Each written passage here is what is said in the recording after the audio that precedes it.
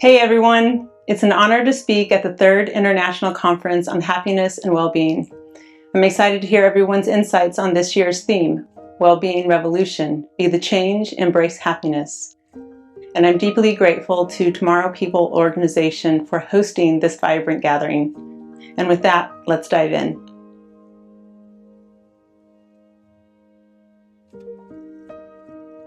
We're living in an exciting time where environmental stress and human rights issues are converging as an invitation to evolve in consciousness as a species. Across cultures, there's been a huge resurgence in interest in traditional healing arts and a call for repair, healing, and cooperation amongst neighbors to strengthen the web of our interconnected global village.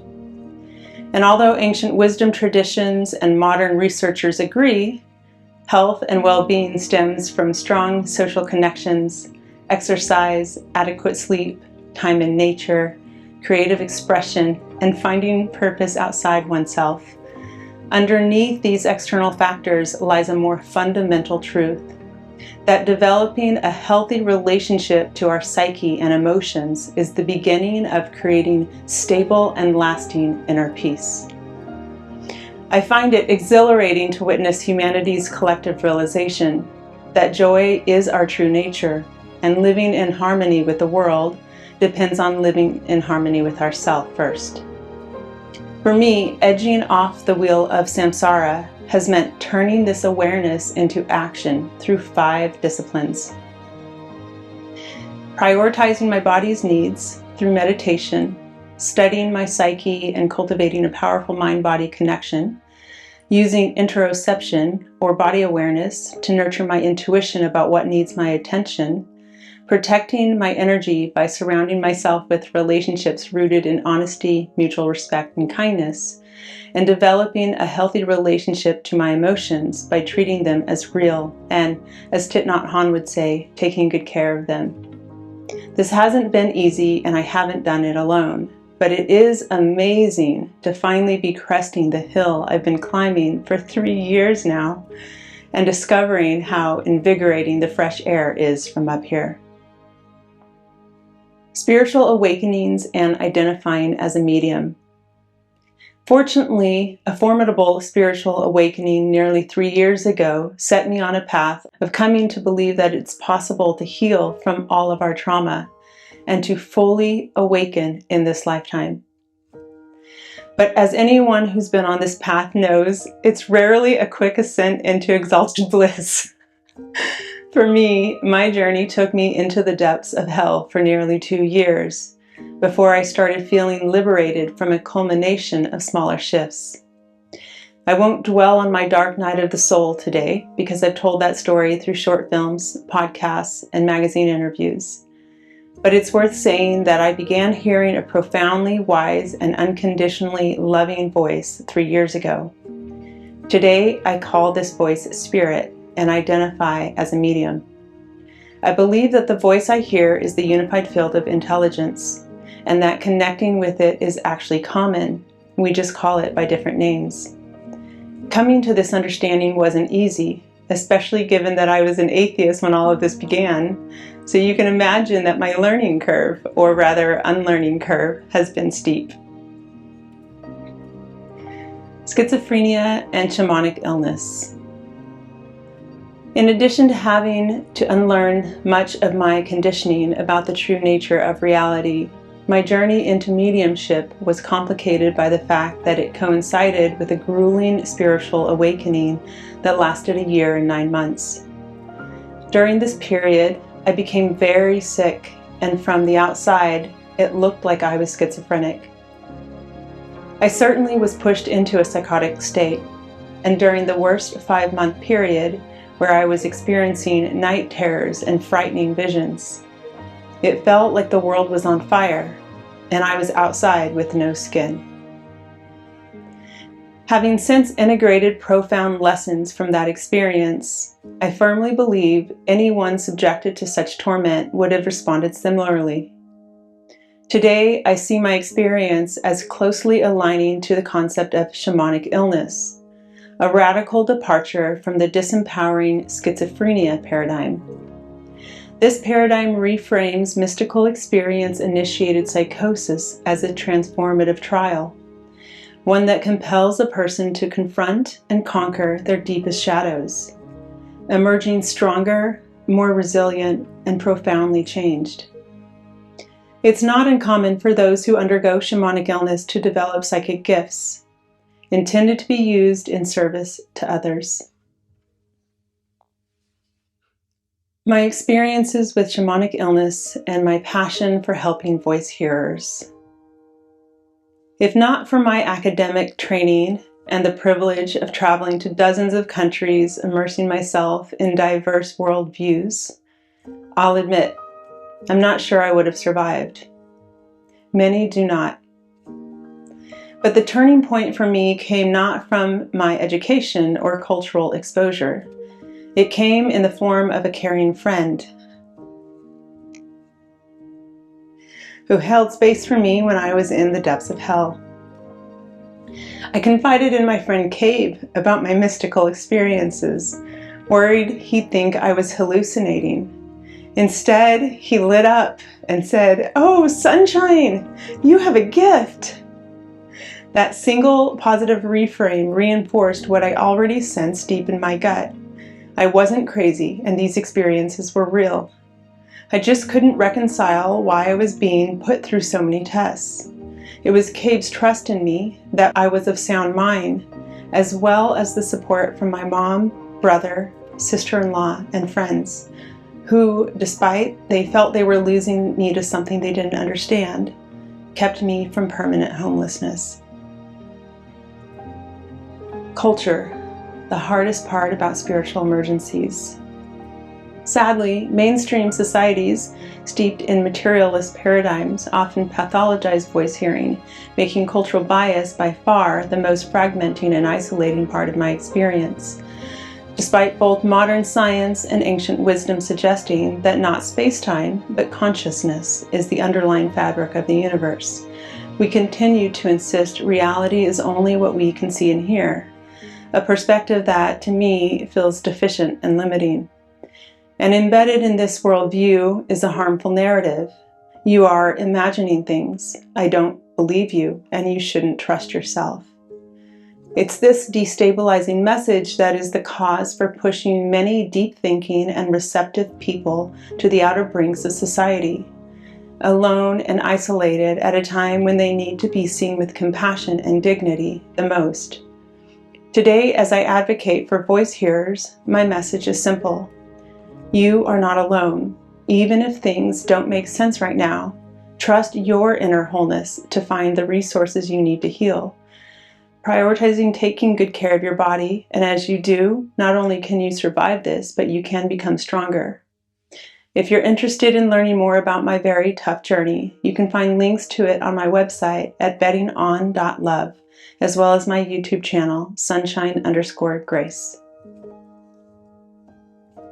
Holistic approach to happiness. Even though the first year and 9 months of my journey was unbelievably tough, paradoxically, I was simultaneously being taught during this period by Spirit, through my dreams, as well as other channels of communication. I call these dreams teaching dreams because in them, Spirit teaches me where my blind spots are and what areas of my subconscious need my attention to be integrated. I've been receiving these dreams nearly every week for the past 3 years, and I consider them divine grace. One day, last spring, Spirit told me, "You underestimate the impact of emotional healing on spiritual awakenings." After that, I started to see how working through trauma and taking responsibility for my character was not just healing my heart, it was making deposits into my spiritual bank account. But then, in the 3rd year of my awakening, beginning March of 2024, I entered a phase of post-traumatic growth that has been so powerful and transformative, it's difficult to describe the magnitude of it. If I were graphing my healing journey on a chart, it would look more like a hockey stick than a half-normal distribution.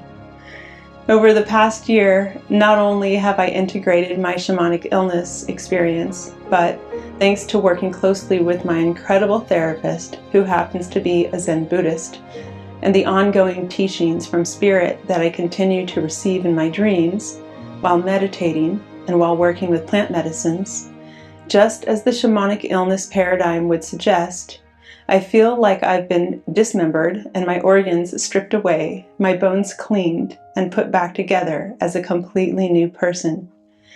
It's also within this past year, with a relentless commitment to heal and awaken, that I have revamped my lifestyle to reflect my values, one that prioritizes my body's needs, learned what I will and won't tolerate in relationships and how to set healthy boundaries with grace, processed so much trauma, and learned how to take good care of my emotions, as well as having created a devoted meditation practice, a powerful catalyst for my ongoing growth.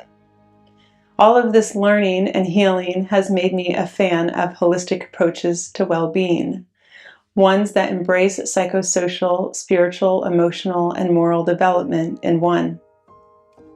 While spiritual, emotional, and ethical growth are distinct areas of adult maturation, life has been inviting me to awaken in all areas, and it feels natural now to practice them fluidly. Purification and joy as our natural state. Before I share more of my journey, I'd like to highlight differing cultural views on happiness. In the West, joy, love, and peace are temporary states that we pursue through action, like going for a run, or if you are interested in positive psychology, practicing affirmations, cultivating gratitude, or being of service. I do believe in the power of these practices, but in my experience, they're not enough on their own to help us heal from deep trauma, or to do the moral development work that we need in order to come into a full version of ourselves as mature adults. Complementary to these practices is perhaps a more holistic view, that lasting joy is something obtained not from the outside, but shines from within, and is only impeded by stories and beliefs that we tell ourselves that make us feel alone and separate. Through practices like meditation or trance states in shamanic and earth-based cultures, we can identify these stories and beliefs, and as we heal them, suffering dissolves. As this process continues and we feel gradually safer in our bodies and in the present moment, this inner light and stillness creates a visceral sensation in the body, one that I like to describe as a sweet sensation of invincible lightness. And it's this sensation that acts as a protective buffer from suffering. In high school, I had been exposed to the idea of inner peace from my foray into Buddhism, but I had no real access to make it obtainable for me. But when my spiritual awakening began and Spirit started connecting with me, this truth was woven into many of Spirit's teachings. Early on, I asked Spirit, "What's going on here?" In response, Spirit showed me an image of a metal trash can hovering above my head and said, "Taking out the trash." Unaware of the depths of my trauma at the time, I thought, trash? What trash do I have? One day, Spirit clarified this trash and said that it's made up of what Spirit calls false narratives, stories we attach to that promote a sense of separation and aloneness. The snowball effect. At the start of my awakening and healing journeys, everything just felt hard and confusing. My relationship with life had, understandably, been rooted in loss and sadness from trauma, and I constantly worried about what was around life's next corner.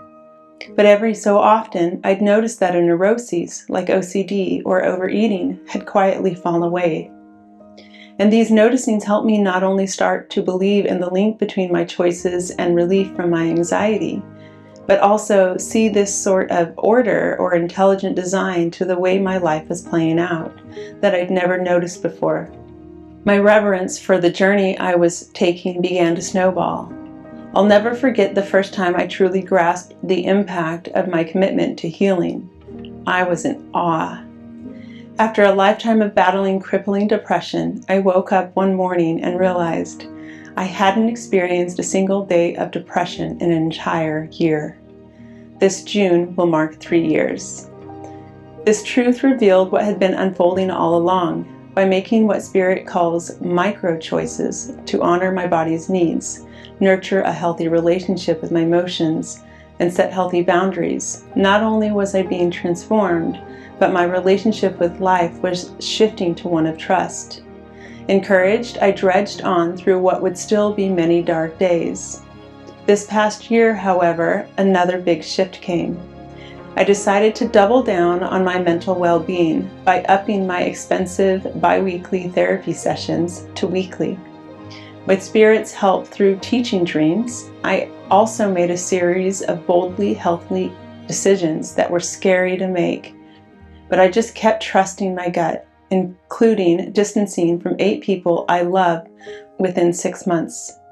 Today, as challenges continue to arise in their natural order, I try to bring as much intelligence to my old patterns as possible, being with each new challenge and wanting to learn whatever it is that life is trying to show me about the nature of reality. With each completion of a learning cycle, I have come to expect a reward or relief from suffering, whether it's the release of a neuroses, the ability to hold deeper presence for others, or discovering different perspectives that were once blocked by my broken heart. Slowly but surely, I am liberating myself. The battle quiets down. A few months ago, though, another significant shift happened. After receiving a helpful message during meditation from Spirit, packaged as a modern take on the Japanese traditional 557 haiku, this beautiful message was complete with kirigi, the powerful pause at the end of each line of a haiku, intended to allow the words to settle. It was also accompanied by an image of the emoji of a mountaineer climbing a mountain. It went like this: I slowed down and readied and climbed just as high. Through this message, Spirit was gently guiding me into my next cycle of learning, one in which I was being invited to slow down my mindfulness practice of detaching my thoughts and rethink my relationship with my psyche. Over the next few weeks, with the support of my therapist and my own intuition, I had a powerful breakthrough. I realized that my inner critic, which had been causing me so much suffering, was just a frightened little child trying to keep me safe. I know that internal family systems theory talks about the unburdening of our parts, but even though I'd been practicing IFS since 2016, I hadn't experienced this with my inner critic yet. Digging into Richard Schwartz's theory and practices, I was able to better understand my inner critic and move to a relationship of honoring it as a protector that once helped me navigate a world that felt dangerous. And as I continued to cultivate trust and my understanding was taking root, I began introducing my inner critic to other parts of me which had conflicting needs. This parts witnessing ignited a powerful unification within my psyche, allowing pairs of parts that had been in conflict with each other since childhood start to weave a web of interrelated friendliness.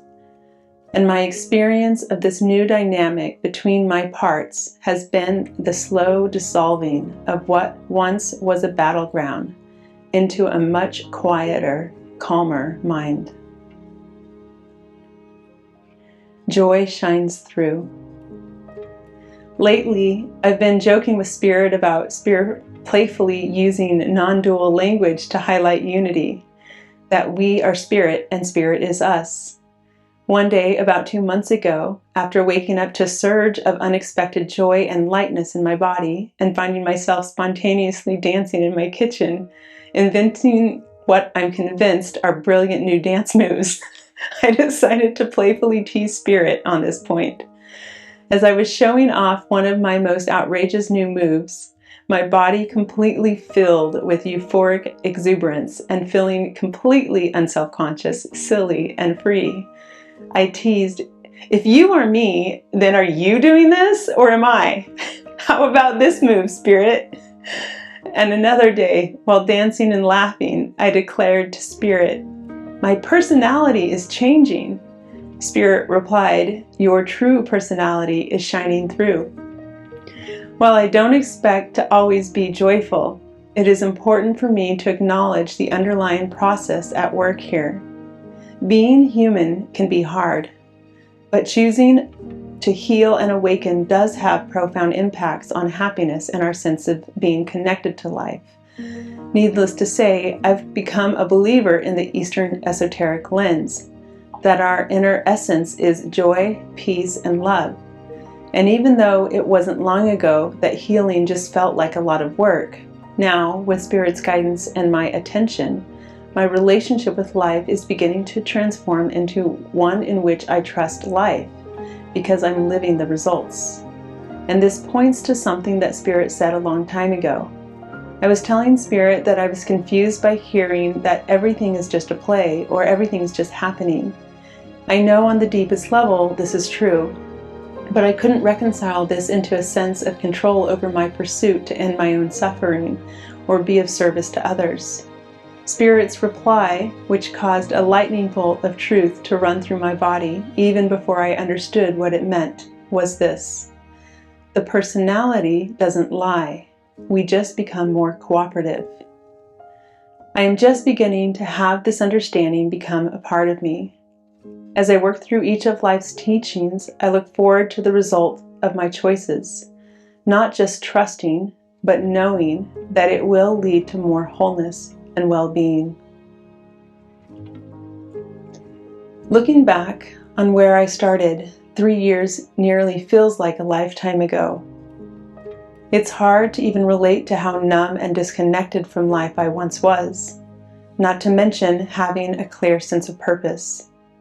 Though my spiritual awakening was really, really tough, I now see it as the most redemptive experience of my life. Some days I pinch myself, wondering, do I really get to communicate with the unified field, be taught how to heal and awaken, and share this with others? It honestly feels surreal. But the proof is in the pudding. Today I am alive with passion, creativity, sincerity, and joy. My heart has cracked wide open, filled with compassion for how ignorance can create so much suffering for so many people. Spirit has been my teacher, reflecting to me the beauty and terror within myself. And by knowing that I'm not alone, I've been able to laugh through most of it. Life will always bring challenges, but I've discovered a strength and resilience within me that I never imagined possible. And just as importantly, I've come to understand that life does have a language, and if we learn to listen to it and express it, we can discover who we truly are.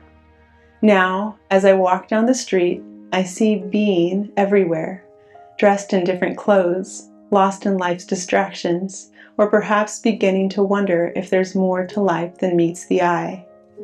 As I meet the gaze of a beautiful stranger, I can't help but smile.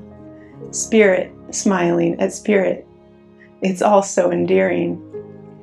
I feel incredibly lucky to live this precious life and continually learn the most important lesson: how to embody the truth of what we are.